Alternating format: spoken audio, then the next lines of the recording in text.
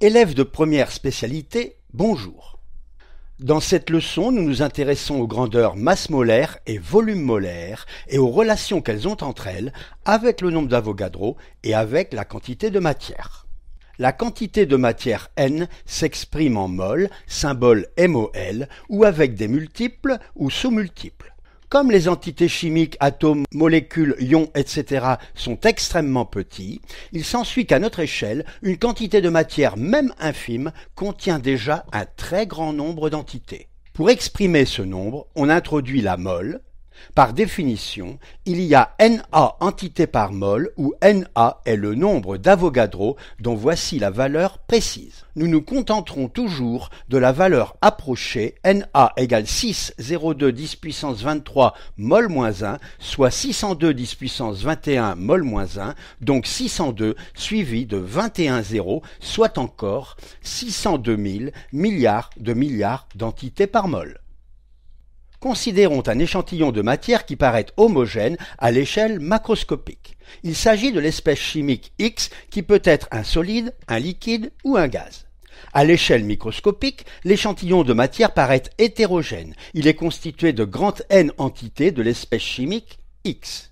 On note la quantité de matière de l'espèce X, N indice X ou N de X, ou s'il n'y a pas de confusion possible, tout simplement N, en mol.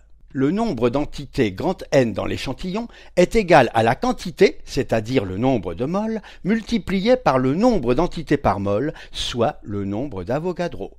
Voici une autre facette de la formule, la quantité est égale au nombre d'entités divisé par le nombre d'Avogadro. Si le nombre d'entités grand N est égal à 6,02 10 puissance 23, alors petit n est égal à 1 mol. Si les entités sont des atomes, la masse d'une mole d'atome est appelée masse molaire atomique. Par exemple, la masse d'une mole d'atome de carbone vaut 6,02 10 puissance 23 multiplié par la masse d'un seul atome de carbone, soit 12 grammes. La masse molaire atomique du carbone est donc grand M indice C ou M de C égale 12,0 grammes mol moins 1. Pour déterminer cette valeur, il suffit de la rechercher dans le tableau périodique. Voici la partie utile du tableau et l'information. Par exemple, que vaut la masse molaire atomique de l'oxygène? Réponse 16,0 grammes mol moins 1. Et celle du zinc 65,4, etc., etc. La masse d'une mole de molécule est appelée masse molaire moléculaire. Par exemple, la masse d'une mole de molécule d'eau, donc la masse molaire de l'eau, est égale à 6,02 10 puissance 23 multiplié par la masse d'une seule molécule d'eau. La masse molaire moléculaire de l'eau est égale à 18,0 grammes mol moins 1. Pour obtenir ce résultat, on écrit M de H2O égale 2 masse molaire de H plus masse molaire de O égale 2 fois 1,0 plus 16,0 égale 18,0 grammes mol moins 1. Pour calculer la masse molaire moléculaire de l'éthanol par exemple, on procède de même et on trouve masse molaire de C2H6O, formule brute, égale 46,0 grammes mol moins 1. Pour le glucose, autre exemple, on trouve 180,0 grammes mol moins 1. Maintenant que nous avons défini la masse molaire moléculaire, nous pouvons revenir en arrière et calculer la masse d'une seule molécule d'eau. La masse d'une molécule d'eau est égale à la masse molaire moléculaire de l'eau divisée par le nombre d'Avogadro, soit 18 divisé par 6,02 10 puissance 23 égale 2,99 10 puissance moins 23 grammes. La masse d'une mole d'ion est la masse molaire ionique. Par exemple, la masse molaire ionique de l'ion permanganate est égale à 6,02 10 puissance 23 multiplié par la masse d'un seul ion permanganate. Remarquons que, comme la masse d'un électron est environ 1800 fois plus petite que celle d'un nucléon, d'une part, et que les ions sont constitués en général d'un grand nombre de nucléons, d'autre part, la masse des électrons est totalement négligeable. la masse molaire ionique de l'ion permanganate MnO4- est égale à masse molaire du manganèse plus 4 masses molaires de l'oxygène égale 54,9 plus 4 fois 16,0 égale 118,9 g/mol-1. De même, la masse molaire ionique de l'anion dichromate Cr2O7- est égale à 2 fois la masse molaire du chrome plus 7 fois la masse molaire de l'oxygène égale 216,0 g/mol-1. Idem pour la masse molaire ionique du cation ammonium NH4+, dont la masse molaire vaut 18 g/mol-1. Considérons un échantillon de matière de l'espèce chimique X.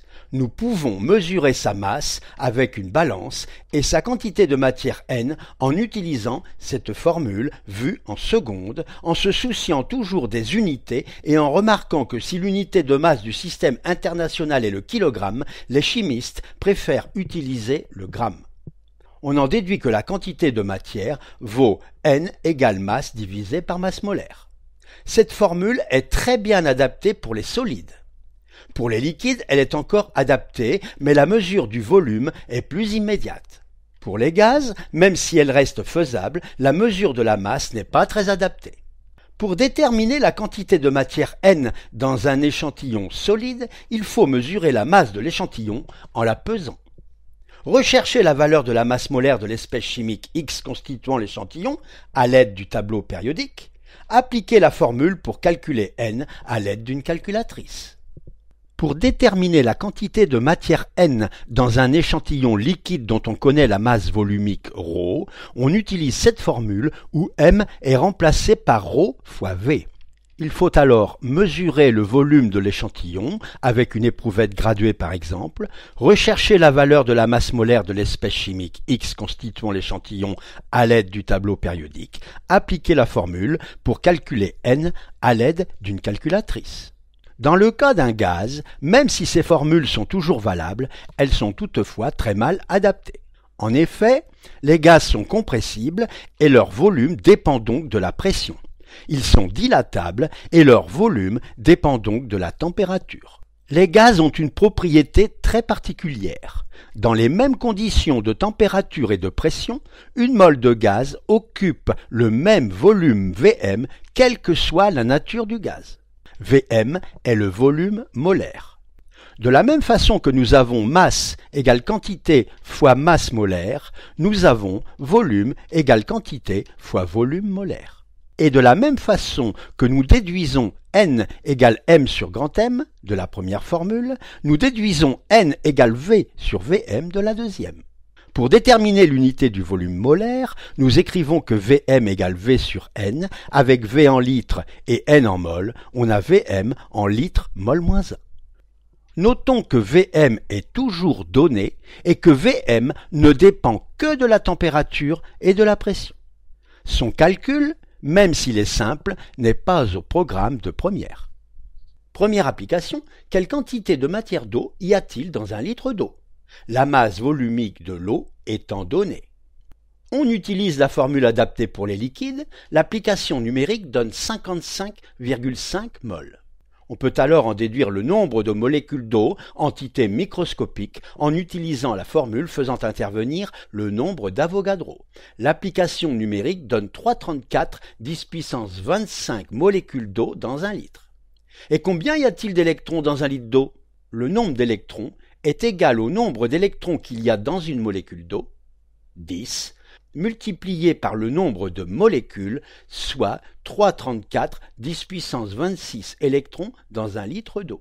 Même question pour l'éthanol, mais cette fois, la donnée est une densité. La densité de l'espèce X est un nombre sans dimension qui vaut la masse volumique de l'espèce X divisée par la masse volumique de l'eau prise comme référence pour les liquides et les solides. Dans la formule adaptée plus particulièrement aux liquides, N égale ρV sur grand M, on remplace ρ par D fois ρO. On calcule la masse molaire moléculaire de l'éthanol de formule brute C2H6O, 46 g/mol-1. L'application numérique donne 17,2 mol de molécules d'éthanol dans un litre d'éthanol. On remarque que cette valeur est très inférieure aux 55,5 mol précédentes pour l'eau. Cela est dû au fait que les molécules d'eau sont plus petites et que l'on peut donc en mettre plus dans le même volume de 1 litre. Même question que pour l'eau, même méthode, il y a 1,04 10 puissance 25 molécules d'éthanol dans 1 litre d'éthanol. Pour le nombre d'électrons, même méthode, mais le nombre d'électrons par molécule a changé, il est maintenant de 26. Quant au nombre de protons, il est égal au nombre d'électrons puisque la matière est électriquement neutre. Déterminons la quantité de diazote gazeux dans 1,00 litre de diazote pur dans les conditions de température et de pression telles que le volume molaire des gaz, soit Vm égale 25 litres mol-1. Nous utilisons la formule la mieux adaptée pour les gaz. L'application numérique donne quantité de N2 égale 1,00 divisé par 25, c'est-à-dire 0,040 mol, soit 40 millimoles. On observe que la quantité de matière dans 1 litre de gaz est très inférieure à la quantité de matière dans 1 litre de liquide. Même question pour 2 litres de dihydrogène dans les mêmes conditions de température et de pression. Comme le volume molaire ne dépend que de la température et de la pression, il n'a pas changé. Le volume de gaz, lui, a doublé. On a donc quantité de H2 égale 80 millimoles. La leçon est terminée. À bientôt.